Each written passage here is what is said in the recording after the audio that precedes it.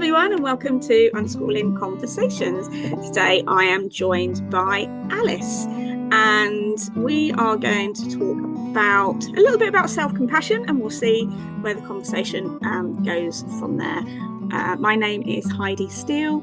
I'm a former teacher and unschooling parent to 4 school-aged children who are happy living and learning as they go. I've been unschooling for over 13 years, and you can find out more and get yourself some free unschooling resources at liveplaylearn.org. It's really lovely to have you here, Alice. Welcome to the podcast. Would you like to introduce yourself? Yeah, thanks for having me, Heidi. So I'm Alice. I'm in Nottingham in UK, and I am an unschooling parent of 2 boys who are 11 and 13. Been unschooling for 6 years. We did a bit of school, for year F2 and year 1. My youngest, only a little bit of nursery. And I'm also a NeuroDivergent person, and my children are 2. And I work as a psychotherapist, a mental health nurse, and a coach, helping late discovered neurodivergent folk really embrace themselves, using lots of unschooling principles, really, in terms of breaking away, I guess, from conditioning that really impacts the way we see ourselves in the world. I support parents of teens as well, who are also neurodivergent, but that's the main thrust. And I came to that. I've been doing it for a long time, but I came to the sort of neurodivergent aspect around 7 years ago through my son and then my own discovery. So it's been a beautiful experience of all unfurling together as a family. So and I absolutely love unschooling. It's changed our lives. And I was saying to you before, Heidi, before we started, that Heidi, you've been a really big part of that, actually. So I want to thank you for that. Yeah. So I do think that, and I do think this is the thing. It's like I'm not there necessarily doing unschooling work, but I am. So with clients, when they cut, all my work is around that. We look at the school wounds, we look at all those aspects, conditioning, and a massive part that it's had to play on people's lives, and how it's really informed what they think of their possibilities. Often being dominated by what school has said, to them about what they can or can't achieve. And I just love, I love seeing, how people can really start to free themselves of that conditioning and self-compassion that comes with that. So yeah, that's me. No short introduction. And you say you work with late discovered neurodivergent really like 18 plus. Yeah, 18 plus. I don't like to cut it off, but is that your experience? Is that something? Yes. Oh, yes. Yes. So I'm nearly 51, and I was diagnosed with ADHD when I was 47. And I also identify as being autistic. I'm going through my assessment at the minute, actually. I haven't told anyone that, but and yes, it's been really, really interesting. So much makes sense. So much of my experiences I can reframe and think about, actually, how do I take that forward in living a life that honors me and my energy cycles, my sensory needs. And really, this has all come about through my children and watching them without that conditioning in place, ask for what they need and really listen to that, even when it's really inconvenient, before I started the deschooling process, thinking, but this is what we do. And you mean you don't want to go there and do that? And actually, I've had to really it's literally like completely demolishing everything I thought and then building it back up. But with that infrastructure of actually, how can we honor this knowledge that we have now about, where you want to be in the world? And then that's kind of given me permission to do the same and hold much clearer boundaries, ask for accommodations where I need them, say no to things that make me uncomfortable. And it can feel like this expansion, shrinking, expansion, shrinking. And maybe on the outside it looks like shrinking, but actually, in terms of like the people that we can be around, how long we can be at things, what we do and where we go. But for me personally, and I think for my family, it's actually been very expansive, in terms of really being more of ourselves rather than trying to fit in. So yeah, it's endlessly fascinating. It And there's is always that endlessly. conditioning that shows up, isn't there? Yeah, it is endlessly fascinating. I mean, if people Yeah. obviously I'm going to invite you to share your links and contacts, which will go in the show notes. I have a course which is called Unschooling Ourselves, which is really about this aspect, this Yeah. transition maybe that we go through as the parents, from the Yeah. starting point being our children and watching them, like you were saying, like, oh, hang on, if Yeah. we're applying this principle to our children, maybe we could apply this principle to ourselves, and Yeah. kind of exploring like what that looks like, and Mm. coming like really coming right back to who we are and what makes us tick and what we need Oh, to thrive actually, and to feel comfortable in our own yeah. skin. And it doesn't, um like you say, it's Yeah. like, it takes a long time, because there is a Oh, lot of that deconditioning and unlearning stuff can massive. be, really, yeah, really what, Yeah, I I don't know what think the exact it's, sentence is. yeah, but yeah, like it's a daily practice, isn't it? I Yeah, think it's a really, because it shows up and being able to notice where it shows up. Um, and I know you do this in your work too, and just that noticing, like, oh, that was a really schooly thought, or like, whether it's about money, about, again, scarcity stuff and versus abundance, again, how competition really gets into our bones, how school kind of really sets that up. Like it's that scarcity mindset at its finest. If that is, if that isn't too contradictory to say that, but that whole idea that you've got to get ahead, you've got to compete because otherwise you're going to lose out because there's only so much for everybody. And I see people really in like the hyper vigilant, stressful state because they believe that, and particularly if you're neurodivergent, it's like, oh, well, that must be true. Somebody's telling me that, and that must be a fact, and really take that on board as a truth. And when actually there is, what about adopting, the mindset that there's enough for everybody? Like maybe we can all live cooperatively, and I do think school really often robs people of that, or there's a false idea of what the world is actually going to be like. I've got my teenagers friend who's at school. There's so much talk when he comes here and about he's 13 and a half, about like he's got to get these GCSEs, he's got to, because he wants to do this in life. And I'm there slightly like, you don't have to do it that way, like there are other ways.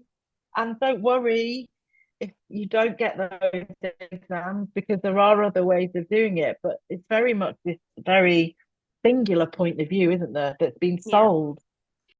Are you curious about unschooling and want to know more? Perhaps you're on the edge of starting this adventure, or maybe you've been doing this a while, but you're looking for inspiration. After more than 13 years of unschooling 4 children and over 5 years supporting others on the same path, I have a vast library of resources that I'm happy to share with you for free, whatever stage of your journey you're in. You can check out the link in the description of the podcast, or you can head over to my website at liveplaylearn.org and look for the free resources tab. And there you will find lots of things to inspire you to keep living, learning, and playing together. I said that the wrong way round, didn't I? Anyway, it's also a great way to make sure that you don't miss an episode of the podcast, which we will get back to Wow. It's woven into the fabric of everything. Like it's school is kind of just one place where that Mm. narrative is, repeated over and over, Yeah. but actually it's woven into like Oh, our yeah. society. The other day Yeah. we were looking at, so my older two are now 16 and 17, and there's this, they haven't taken GCSEs, everybody who wants to know. That's not Yeah. something that they know they're available. They know they're an option. Yeah. That's not something that they want to at this point. I mean, who knows, but want to pursue. But there is this idea of like this hyper independence that they should be working towards. This, like at Oh, 16/18, that they should be out in the world on their own doing their own things. And if they I can't, know. or if they choose not to, that is a detriment to them and to society. And the reason I like pull that out really Mm. is because where you were talking about, why can't we work together? Why can't we be cooperate? Why can't we, um, Mm. just Oh, that why hyper isn't it independent. okay for people? Why do we have to be hyper independent? Why can't we be interdependent? Why can't we ask others for help? Why can't we work together? Why can't we like share resources? And why do we have to have one person who is fully sustainable on their own, and having, you're talking about wealth and resources and work, and it Yeah, just it's actually really isolating. And really oh, i'm really isolating. i'm really on it now, you've got me. Oh, yeah, And wow, I'm it with you. perpetuates this economy of wealth Mm. and ownership, which then means it's self-perpetuating, because then people who don't have it or can't have it, they feel guilty, they don't ask for Yeah, help. When they do ask for help, they're shamed about yeah, it. And yeah. it doesn't Hmm. work, and we're really not talking about self-compassion like It's we've had. deeply, but it's so interwoven again, isn't it? It's deeply linked to that because, um, like you said, this toxic hyper individualism that capitalism. We're in the late stage capitalism now. You know, I remember Margaret Thatcher, talking about this. About this individual. Just go forward and like every man for themselves. Like trickle down economics. Like we're sold it all the time. Like if you do well, all it takes, if you just do this and just do that, then you can be successful. And yes, absolutely, like this setup of like by this age you should be doing this, by that age, and that was before we had a lot of evidence and research, even from like neuroscience, where I did my psychotherapy training, the Anna Freud Centre in London, which is big on children and families. Like it's very much, if I see somebody between 18 and 25, we call that late stage adolescence. Like we know that because it's Yeah. evidence based. We know that prefrontal cortex, all the stuff that's going on in brain development hasn't happened yet we haven't caught up with that. And it's all down to money. It's down to, this idea that at 18 you stop getting these benefits or you've got to reapply. If you're in CAMS, you then got to go to adult services. And like we've seen this problem for years in services that I've worked in. And it's just so outdated and it's not evidence based. So that is why I debunk that because and just do not adhere to that because I like evidence. I like to know facts. And actually, when I hear like, even that sort of the rhetoric, isn't it, about kids, oh, they're still at home at whatever age, still, well, yeah, because like, hey, the world is a lot tougher probably when we were younger, like to be financially independent because, again, of late stage capitalism, but also like our expectations are unrealistic. And that's Yeah. where that it comes into the self compassion, is because it's very hard for us to be compassionate towards ourselves and because we're told, all the stuff about being soft, about being weak, about what is strength, what is, and that somehow looks like burning yourself out all the time, or like, having three jobs. And I've been there, got all the t-shirts of having three jobs and working, working, working. And there's no room for that self-compassion when you're busy beating yourself up all the time. And you're thinking you're behind. We saw it, didn't we, after COVID and kids going back to school and in the workplace, like, what about all these behind children? And I'd be like, oh my God, stop saying about what are Oh you even well, measuring that against? we see it now with the idea of attendance. Like attendance is important. Oh, Attendance is really important, because that's how you get an education. and there's actually very little conversation about Yeah. the children or the child that you are Yeah. trying to make attend, so that your end goal is that they have an education. And I think I know we I know I said I don't remember what I've written. Oh. uh, I think one of the things I write about in my book is that we're not machines. You can't, and children aren't machines, but adults equally aren't machines. You can't put in a set code or a program, shove Exactly. them through the system, and out pops a product. Like, it's not. That's Yeah. not how it. That's not how. That's not how it It's a works. great idea, I guess, in terms of, this sort of you're producing workers, isn't it? It's like, Yes. or a Well, that. formula. And obviously Bridget Phillipson and this whole education thing, we've I'm sure both, well, no, you've been doing this a lot longer than me, but in terms of like the first schools, but well, it's probably like the third, when back in, we went and protested in London, and now obviously we've had the educational, well, the schools and whatever it's called, well-being bill Yeah. nonsense. Not. And how much money they're spending on, like, basically propaganda to make and again, it's shaming parents Yeah.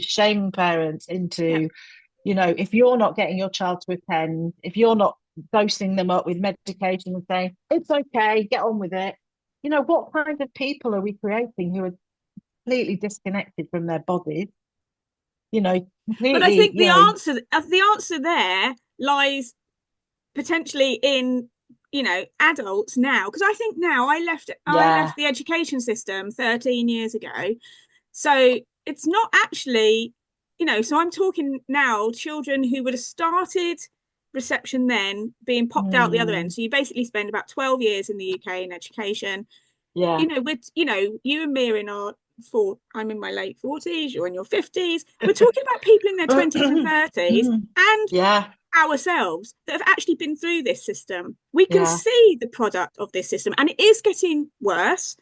Oh Um, yeah. but we can see the product of the system, and that's Yeah. part of this Yeah. deconstructing as well. Like, to be Yeah. able to step back and go, oh, hang on, where has that thought come from? Where has that idea come from? What effect is that having actually on me? And if we can pay attention to ourselves and what's going on in ourselves and observe that, we can Yeah. see Yeah. what is actually, the results of that. And I think those things are, like I said, Mm, getting worse. um mm, and neurodivergent people as well, and neurodivergent yeah. children, like, they know. And they're, and as parents, we know either children are really heavily masking at school and coming home and having massive meltdowns, or reaching burnout.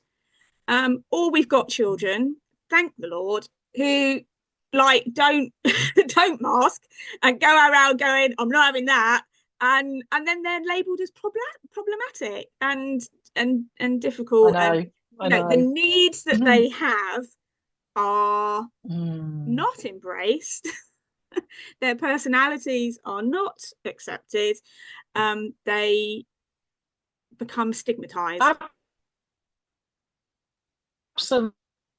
absolutely. It, it's kind of like I see a lot of, I've got quite a lot of clients that I see from sort of 21 upwards, who are either in university or not in university because they're struggling.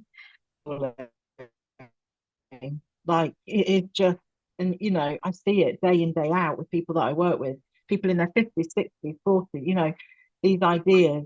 And yes, I know, obviously, a lot of people say, well, the systems. I mean, then you hear like they're going to cut funding for this and that every child in school, and obviously the horrible neurodivergent rhetoric that's going on in the States, and then obviously it being regurgitated here by certain politicians. But at the end of the day, fine. I was thinking, well, fine, okay, make all these children go to school, make all these parents feel bad. So how are you gonna support them? Like, how are you, if you're going to say, okay, well, we're going to make flexi schooling, we're going to kind of give parents opportunities to do this and that. And yes, it is a privilege to be able to take your children out of school. I get when people say that. For me, I didn't have a choice. We had to cut our cloth accordingly. I had to leave my career as a full-time manager in the NHS. And I mean, I would do that in a heartbeat again. But obviously, I'm white.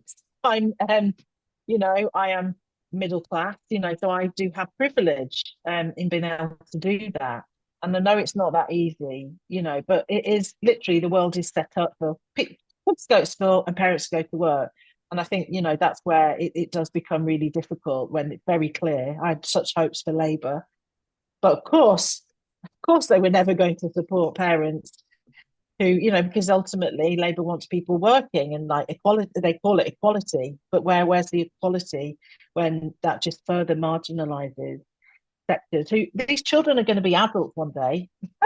These children are going to be adults who we are going to be in our old age reliant upon.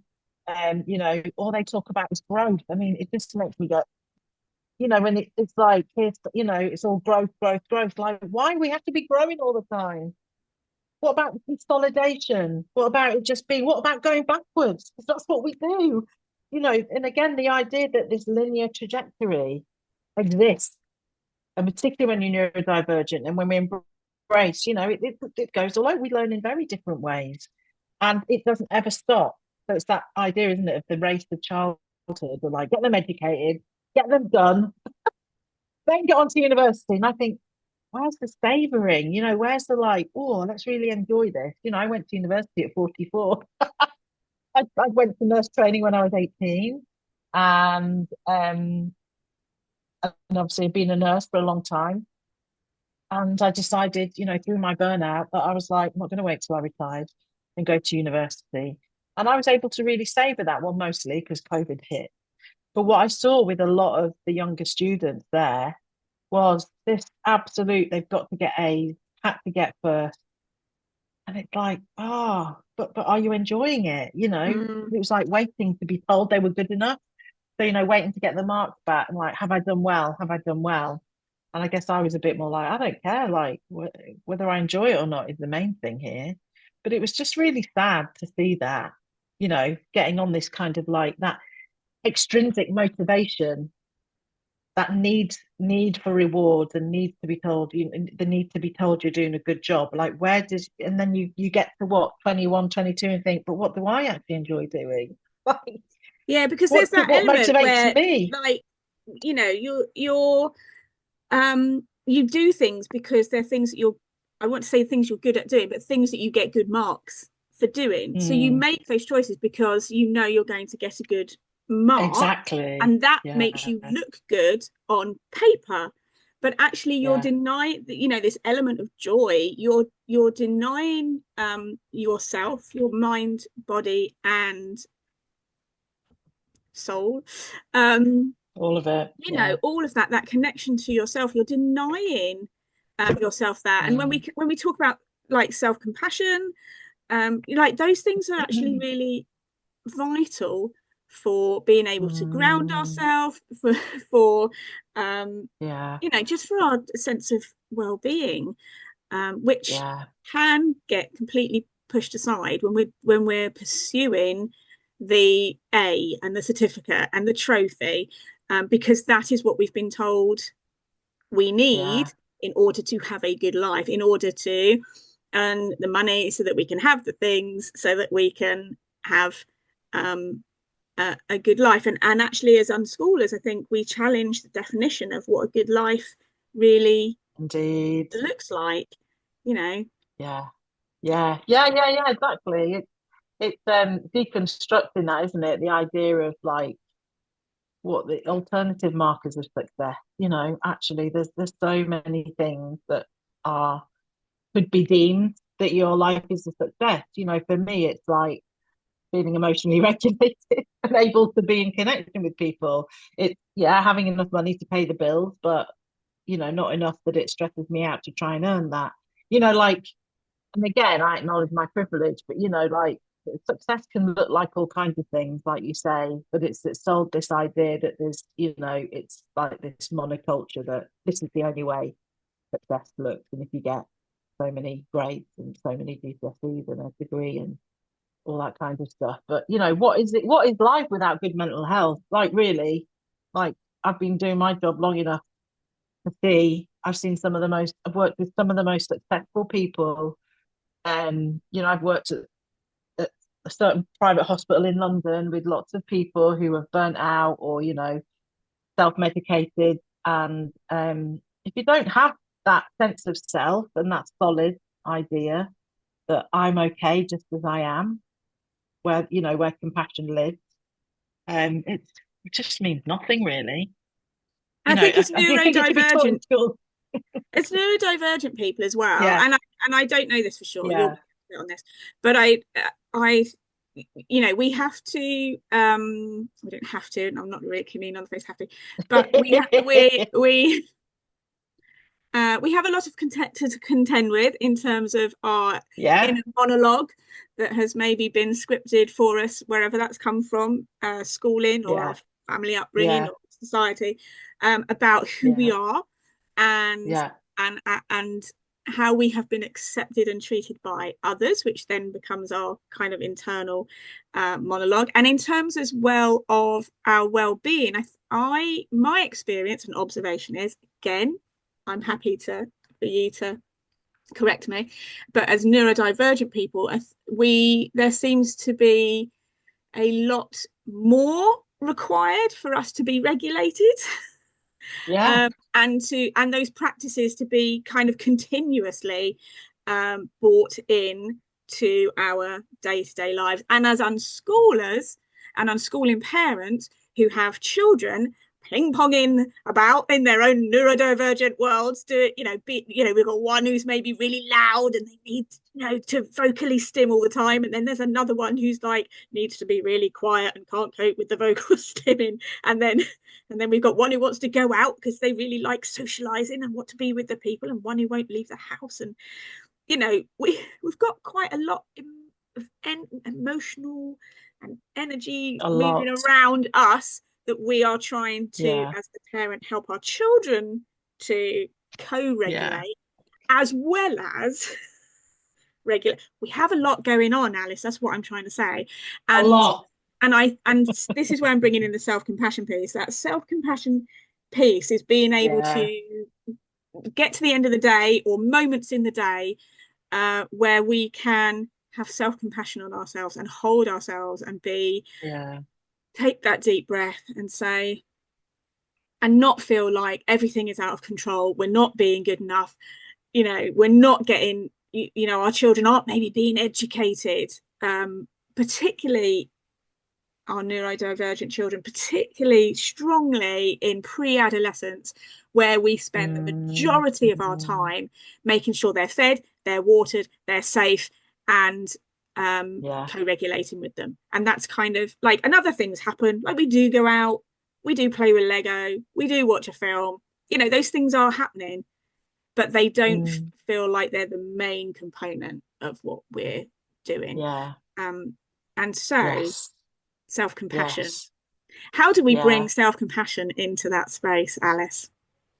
Well, how you described that there, yeah, I think that's the if we are regulated or working towards that, because look, it's not going to happen, is it? We're just not in terms of expectations. We are not going to be regulated all the time. We're going to mess up. We're going to do things that we think, oh, but again, self-compassion is like, if you've got that in your back pocket as a concept, even, I was talking to somebody last year and I'd never even heard of the concept of self-compassion.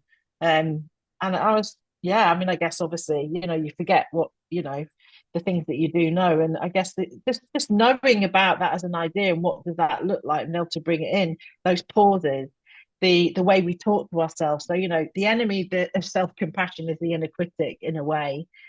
But it's also the path to developing that. So recognizing what you're saying to yourself about these situations and scenarios, allowing yourself that time to have that coffee. I remember you describing that ages ago about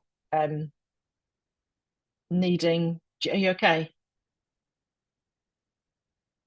You need to. I can't hear you now. There you go. Yeah, Thank you for the pause. that's all. um Okay. do you Yeah, remember what you were saying? yeah, yeah. So talking about the self compassion. Yeah, yeah. So yeah, I mean, I think like taking that pause, those sorts of markers, and that's something I didn't know early on. I remember sort of hearing you talk about that, kind of as well, thinking about, in the morning, like, so having your coffee or having 5 minutes to myself and do a bit of a kind of, body scan or checking in, how am I going today? Like, what kind of, I do this a lot of times too, like a bit of a weather report. What can we expect? Because we don't know what we can expect from others. But I guess, in terms of like having that connection with our own internal, do I need more time today to just, do something for myself? Whether, I mean, when I say do something for myself, I mean maybe go to the toilet and do some deep breathing, removing ourselves from the situation, having that check in, and really getting to know kind of what the thoughts are about yourself, because obviously, and again, your menstrual cycle, for those with cycles, etc. Like, where are you at? What do you need today?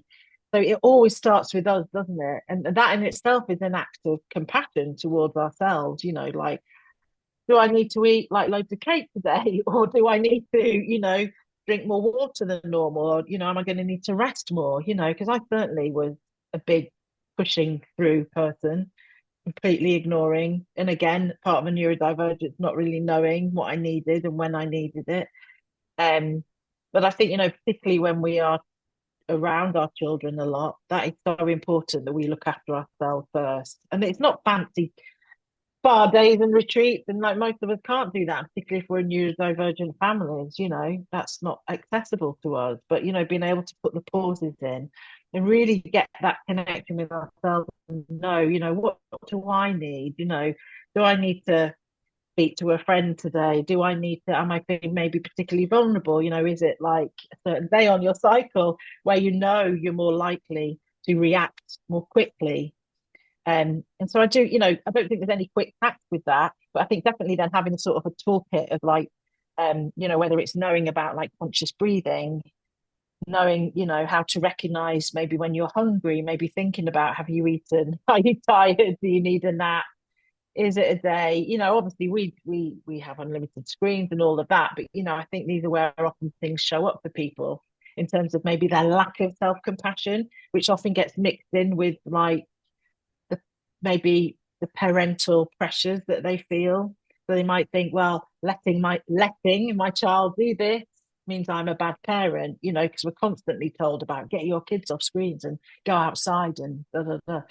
So, it's seeing where do these messages show up? What is your inner critic saying about what you're doing and how you're living?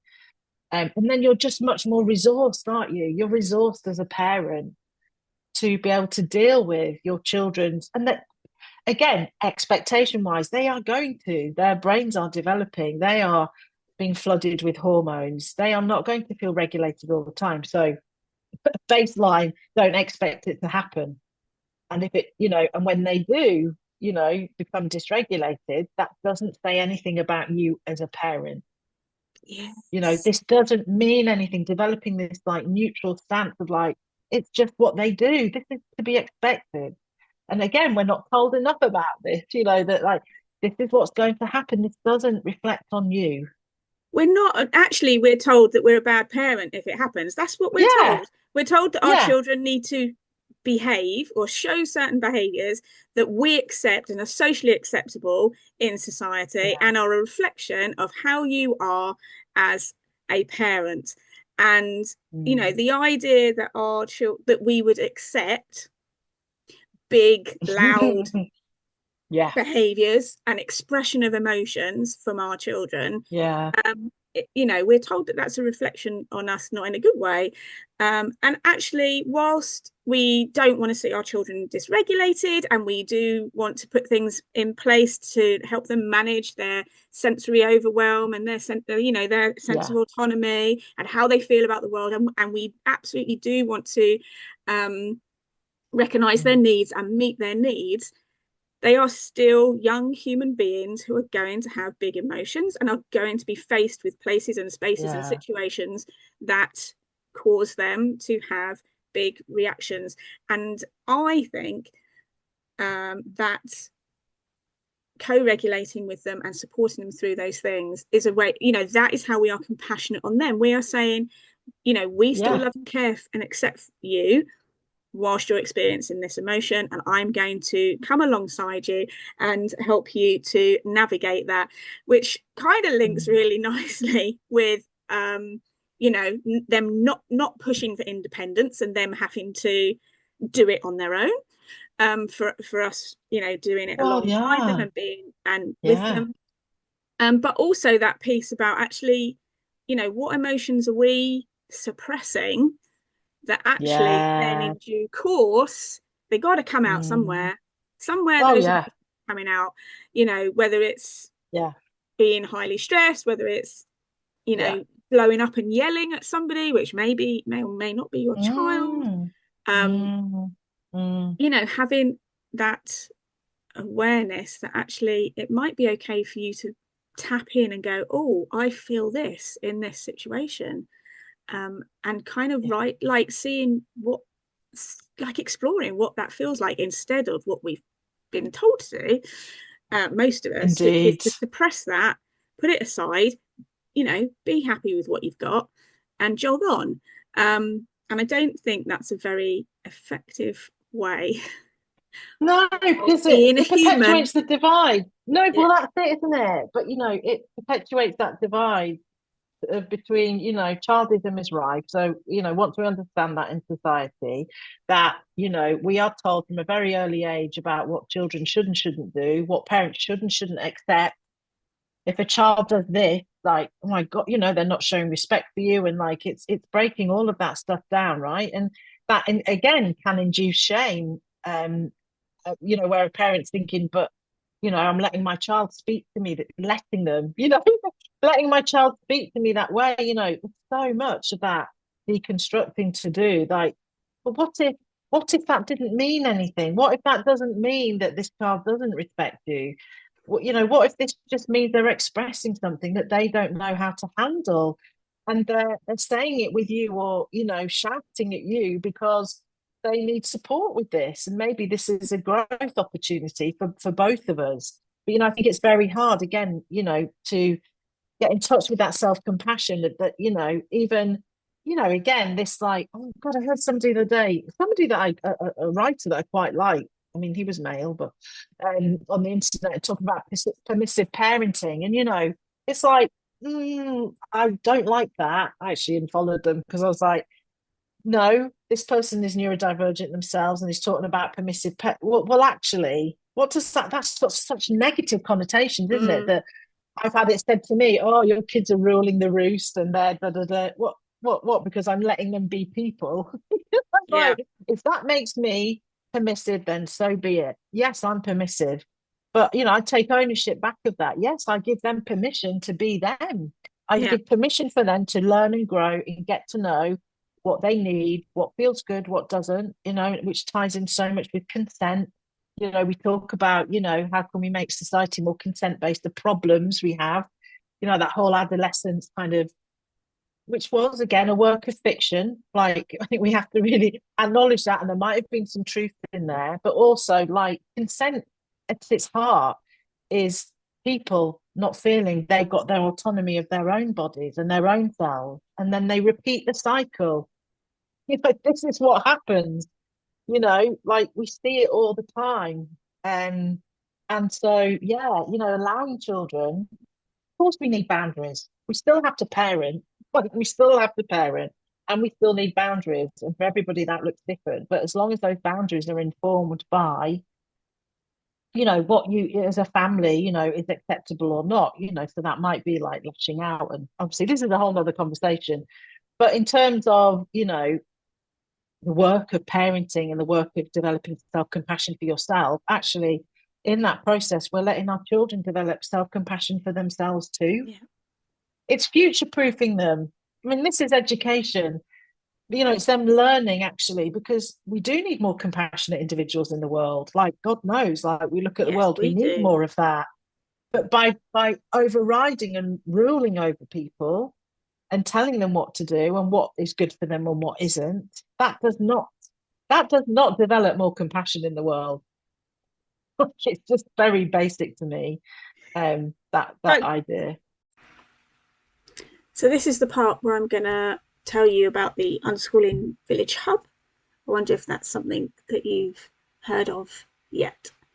It's a membership group I run for community, but also inspiration and peer support.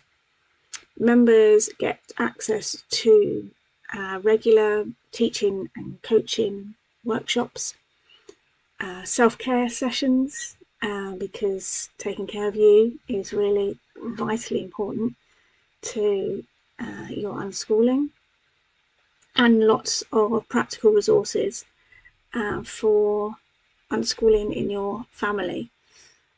It's packed with value, events, and compassion.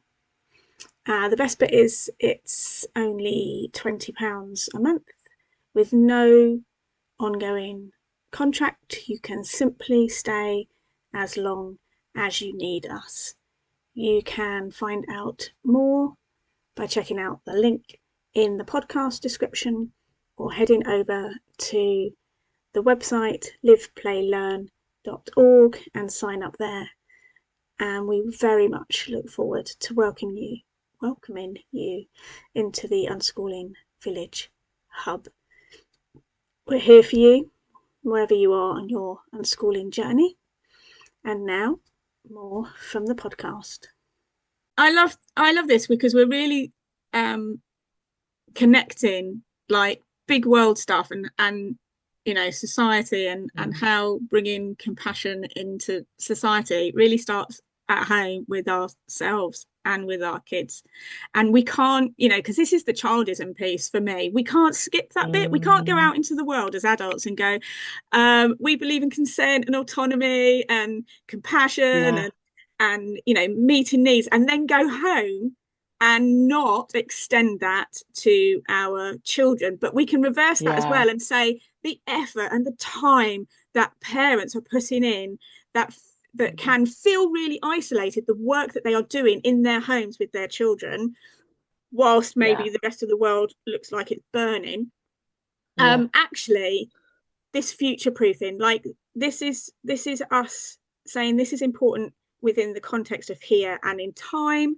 Our children are going to grow, and they are going to, and I see it with my teens. I see it with the relationships they have with their friends, the relationships they have with other adults, when they go out into spaces, and how they can, just really simple things like how they show up and how they communicate, and not necessarily like a forced expectation that they take into a space, but if something's happening in a space that makes them go, oh, hang on, they'll speak out and they'll say, oh, excuse me, have you considered we could do it this way instead? You know, and they show up in those spaces in a very different way to other young beings. And so I think it's really encouraging, like both way round. I think it's really encouraging to say that actually the way that we are unschooling is really important, not only for our children, but actually have like a ripple effect, that ripple effect out, definitely, to the world, and bringing self-compassion back into that, like being okay that you're not out there changing the whole world all at once, you know, being okay. This is for now, and this is how you're showing up in the world for now, with you and with your family and with your children, or if you've got a partner, like with your partner as well. And I love what you said about having self-compassion in your back pocket. I think you said that. And even if you've never heard of it before, just like hanging on to that in your back pocket and kind of going, oh, what is this, and bringing it out, and it not necessarily having we're quite solutions based as a society, like this is gonna change everything, and maybe in due course it will, but just bringing it out and saying, oh, I'm just going to hold this self-compassion, just going to check in, and if that's where you're at, like holding space for yourself and getting into the practice of becoming increasingly aware How does this feel for me? What are the Yeah. thoughts am I having? Where am I holding this in my body? And that can be enough. Like you don't have to, you don't not feeling that you have to then do something. There has to be a solution. You have to move forward with that. Like Exactly. just Maybe. starting off like with, Yeah. okay, Yeah. what is this self-compassion thing? Yeah, no, that's Let's it. just Well, have it. it's like curiosity, isn't it? Mm. Getting curious about where could I be more self-compassionate, Curiosity is such a massive part of our unschooling, you know, journey. And that getting curious, with parts of ourselves that maybe we haven't had the opportunity to nurture because we didn't know it existed, because we haven't, we didn't know that that was a part that, of us. So I guess that curiosity, I love a challenge. I decided like over a year ago, it's like, oh, how can I bring more of this into my life? And full blown kind of into it. And I think, certain questions as well throughout the day. If you've got a neurodivergent child, particularly, my youngest PDA profile, and there are a lot of those, but why? Or no, lots of no's, and obviously we've lent completely into low demand kind of living. But actually, those questions are really good for self-compassion. It's like, actually, but why not? When a child might say, well, can I do this or can I do that? And, we might have been told or conditioned to say no, because for whatever reason, or they may be, we might be told again about screens, no, no. But actually, when you start to break it down, think, but yeah, but why? What would happen if I did? And actually, why are our no's so hard? Why are our yeses so easy? Often it's the other way around, is that our yeses are very easy, you know, when we look at kind of self-compassion, because we're so trained to kind of please other people. And our no's actually are really hard. But again, questioning all of that and thinking, but why do we have to do it this way? Who actually said, is it written into law that I have to do it this way? But no, but maybe it's just because I've been told that.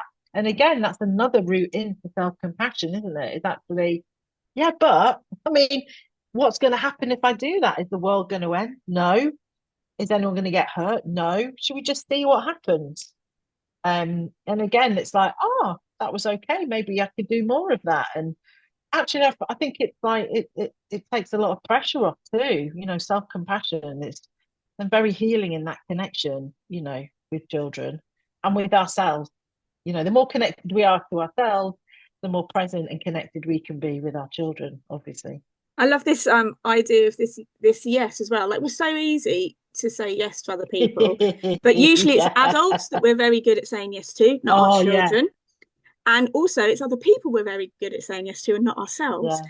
And so Yeah. like bringing it back into this being permissive and give like and owning that as giving yourself permission. I'm going to give myself permission to say yes to Mm, this or to try this or to be curious about this and to see what happens. And if it doesn't work out, that's okay. yeah. You've discovered something. Okay, I've discovered the Yeah. reason why It's just more we don't do information. It's that. just more information. More information. Um, yeah, which is brilliant. I'm going to do a little plug for the Unschooling Village Hub, just because, and I don't normally do a live plug, but I'm going to bring it in because every month we have a specific designated session, live session, Oh which is yeah. a connecting to yourself session, because I think this stuff is really, really important and massively Yeah. lacking in the world in general, and essential in unschooling families when we're with our children. And most of the families I work with is neurodivergent families as well. And it is Yeah. something that I really feel really strongly that we need to practice and equip ourselves with if we are going to unschool long term, because Yeah. otherwise it's just another road to burning out, and then finding Yeah. other ways that maybe are become a good-ish fit. But I think when Yeah. you've got this element that you can really go unschooling for Yeah. the long haul, and it's a really key piece. So the Unschooling Village Hub is a community that I host. It's a peer-to-peer support group. There are lots of other things going on. There's a back catalogue of webinars you can access, and there are other regular sessions as well. where we come together and share and support each other on our unschooling journey. So people can find that at liveplaylearn.org. There's my live little play. Highly recommend. Oh, bless you. Yeah. Yeah, so we're coming to the end of our time together, and this has been massively juicy. I loved it. Is there anything else that you would like to share with us that you think that you've got like on the tip of your tip? Just, get curious, practice. If self-compassion is a really new concept to you as an individual, and particularly obviously from my experience of neurodivergent, and we know all the statistics, don't we, about the 20,000 more negative things you've heard, your children will hear, and by the time they're an adult, if you're neurodivergent, etc. So, it is something, that part of it is fed really well, right? The part of us that's going to beat ourselves up and shame ourselves is very well fed. So, it's grown.